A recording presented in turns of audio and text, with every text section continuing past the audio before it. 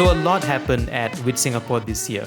The event kicked off the next generation and gathered the brightest minds in travel, tech and innovation to explore the future of travel and hospitality. Global leaders and industry giants got together to discuss and debate everything from Gen AI to the shifting dynamics of customer behavior. You can catch up on all that by watching full sessions on our YouTube channel, but in this video, we're going to discuss a few key takeaways from WiT Singapore 2024.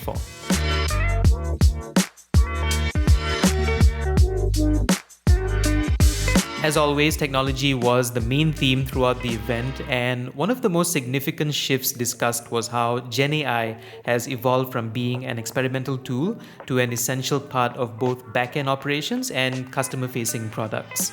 Agoda CTO Idan Zalsberg explained how technology can become a value driver and not just a cost center. He also emphasized the distinction between being a tech company that does travel versus a travel company with some tech. Once you say, I'm a travel company, I do this and that, that's it. That's who I am. I'm in this box. Now the condition around you change, you're stuck in a box, right? So when COVID hit, people are not traveling anymore, right? In a second, how do we adjust to it? How do we still become a successful business and survive these difficult times if we cannot move, we cannot change who we are? We cannot build new products very quickly, adjusting ourselves to the customer needs. And now again, with Gen AI, right? We can say, oh, we don't have AI experts. Let's wait for someone else to build it and give it to us. Let's wait for them to control our destiny. So no, we don't want that. We want to control our own destiny. And that's what I think technology gives us. I think that's what technology gave humankind through all history. It gives them the ability to control their destiny. I think, though, our approach is less about guessing the future, which I can make as good guess, I think, as anyone else here, is about a lot about being agile and nimble and experimentation. And back to, like, how do we, it's less about when we talk also with marketing, or it's less about what is the right choice. Like, where do you think the future, or the future is TikTok, let's put 20 people on TikTok? No.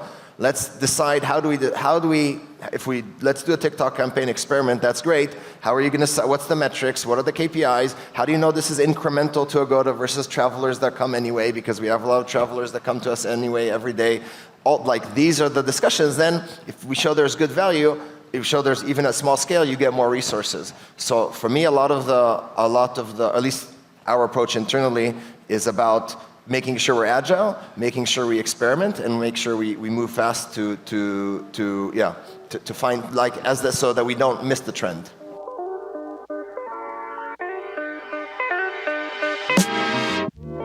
The focus on customer experience has never been more critical, and empathy is now at the center of product design in travel. Adrienne Engist from Booking.com highlighted how Gen AI has changed the way we engage with travelers, enabling platforms to understand and respond to their emotional needs better than ever before. You take empathy and you put a big layer of data over the top of it, so you start to understand. First, you understand the customer intent, but not just the intent, but also the unintended consequences of whatever decision you make on their behalf. So for me, the recipe that I try to apply to everything that I do is really thinking about not just what you want to optimize, but also what you're wanting to protect for the customer or company, and then what you're willing to sub-optimize at any given moment to be able to bring those other two things into view. So not everything is a zero-sum game, obviously, but like recipes need to have balance in them. And that balance, either when you're trying to accomplish something for your customer or if you're trying to create something new for your company, balancing the well-being of your staff, for example, if that's something you're going to sub-optimize to bring something to life, you need to protect that and protect them only for a period of time. And then there's probably other metrics that you just want to keep an eye on, but you don't want to harm them. And then the things that you really want to bring to life for your customer or for your company. And to me, that's the recipe. When it comes to integrating AI, companies like Agoda and Ascot have developed unique strategies for leveraging AI effectively while remaining cautious. Ascot's Attract, Convert, Close, Delight models are all about small wins that build trust and pave the way for larger scale innovations. I am a strong advocate of bite sizes, have small wins before you scale big. Then it's an easier conversation with the CFO whereby they can see small wins along the way. So this 4-step process of attract, convert, close, and delight. I would say for Kabi, we are more at the attract and convert stage, whereby it's about attracting the attention of customers, getting them aware, getting their eyeballs, knowing what we do. So right now we have a lot of content that we share, itinerary planning, travel packing list, destinations nearby the property. All these are the attract part. We have already started to convert because we have leads coming in. In fact, we've launched this in August last year. We've gotten easily more than 1,000 leads purely from Kabi. Okay. Then, and the closing part, which is what you want to convert into an e-commerce. That's the closing, that's the booking. So that's the next stage of Kabi, which is going to be our next year's project, whereby the customers can actually book through this conversation with Kabi. So that one is another tier that we'll go into. Obviously, and it goes without saying that China's rapid pace of AI innovation was a hot topic at WiT Singapore 2024. The way we look at our travel community is we create a travel community within our app itself, and this is really learning from the Ctrip app in mainland China.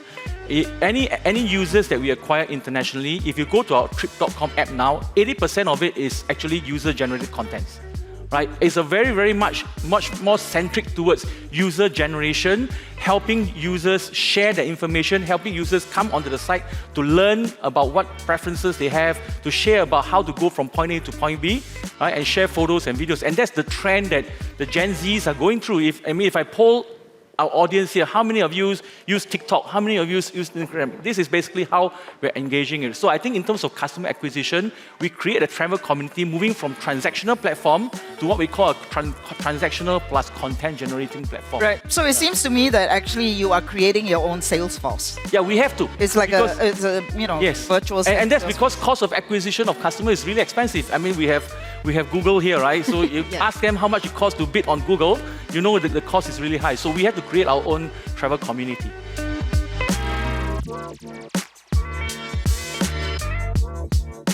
Short-form video content is everything these days. Content is king and is becoming a powerful driver of inspiration and bookings in the travel space. And then the second thing I think we talk a lot about is the video commerce space and what's happening with video commerce. And I think that will impact travel as well. I think we're traditionally seeing it more in the beauty space or in certain products, but I think even in travel we're going to see that change. We're very excited. We've launched YouTube Shopping. That's the new news. In Indonesia, Thailand, Vietnam are to come. And so I think the video shopping space is heating up. Platforms like TikTok and YouTube are now using social commerce features to close the gap between inspiration and action. And at the same time, travel brands like Expedia and Klook are working with influencers to create these curated, shoppable experiences for their audiences. You can actually see that in different user generations that actually the behavior is really different.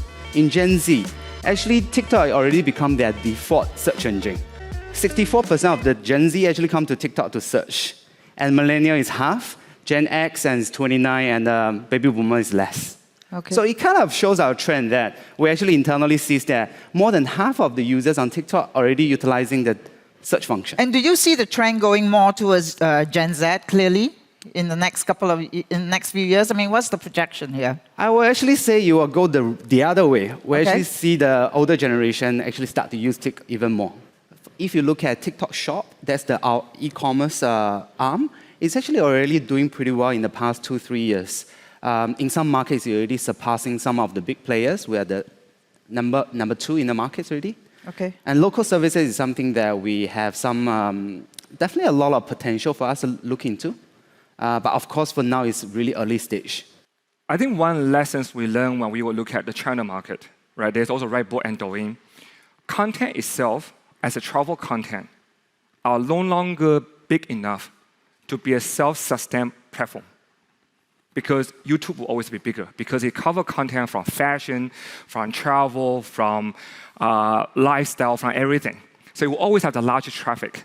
There's no longer seeing the opportunity for a standalone content vertical platform. So China was a perfect example because little right book after COVID was taking over from the previous generation of some of the content travel site as people may have known. Right? In the US, similarly, TikTok, YouTube, IG, right? They are the largest content for travel, not the traditional travel as a vertical content site. So the goal is how you embrace it instead of doing everything yourself.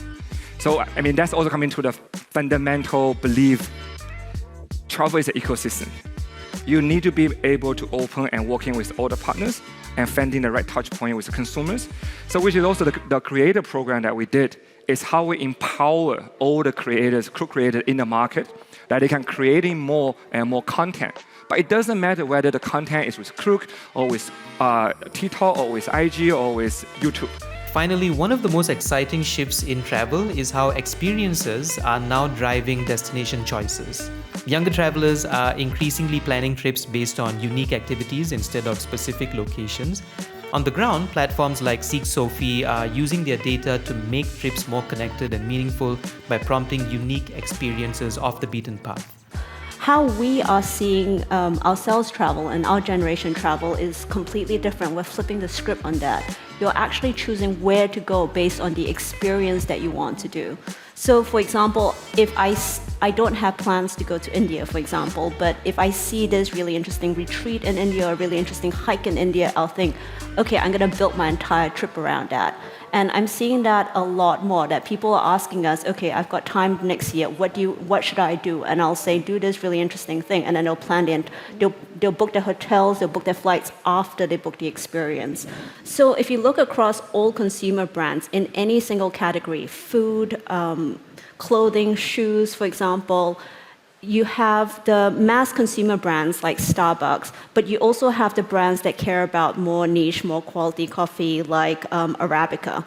And if you're a huge coffee fan, you love coffee, you wake up in the world and there's only Starbucks around, you'll think, oh, I want to start Arabica because that caters to my taste. And you see that in every single consumer category, right? In fashion, you have Shein and H&M on one side, but you also have the Patagonias and the high-end brands on the other side. So we thought, why isn't there a brand in travel that represents how we want to travel, that represents our values, that we want to do things that are unique, that are not just mass? And above ground, like way, way above ground, this trend has even extended into space tourism, with companies offering experiences like balloon rides all the way to Virgin Galactic flights and making them more accessible to the public than ever before.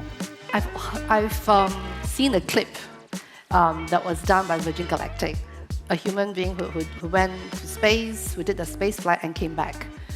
And after that clip, it was so emotional that I personally felt myself tearing. I think finally that connection and that whole experience of being up in space, that you are such a little person in the whole perspective of things, and the final touchdown on Earth, and the greater appreciation of Earth, I think it's something that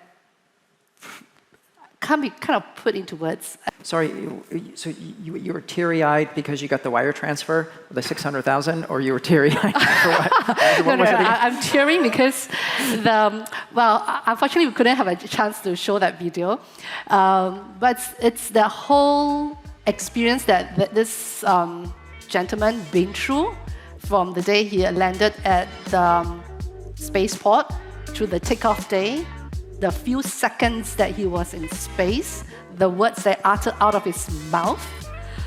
It just felt so emotional that I literally almost teared. As always, thanks for watching, and if you were at WiT Singapore, don't forget to leave your key takeaways in the comment section below and maybe we can get a conversation going.